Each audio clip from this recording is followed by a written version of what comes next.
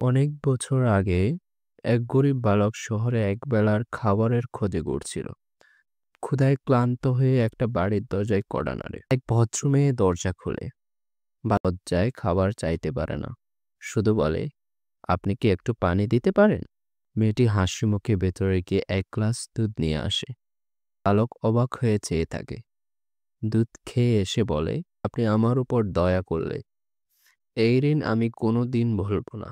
বহু বছর পরে সেই মেয়ে গুরুতর অসুস্থ হয়ে পড়ে। তাকে শহরের এক বড় হসপিটালে ভর্তি করা হয়। তার চিকিৎসায় আসে একজন বিখ্যাত ডাক্তার। ডাক্তার মেয়েটির নাম শুনেই চিনে ফেলে। সে জানে এই মেয়েটি একদিন তাকে দুধ দিয়েছিল। চিকিৎসা শেষে হসপিটাল থেকে বিল আসে একটা বিশাল অঙ্ক। মেয়েটির চোখে জল। এত টাকা সে কোত্থেকে দেবে? কিন্তু বিলের নিচে লেখা ছিল, paid in full, 1 glass of milk. আল্লাহ রাসূল সাল্লাল্লাহু আলাইহি ওয়াসাল্লাম বলেছেন, তোমরা কাউকে ছোট করো না। একটি হাসিও হতে পারে জান্নাতের কারণ।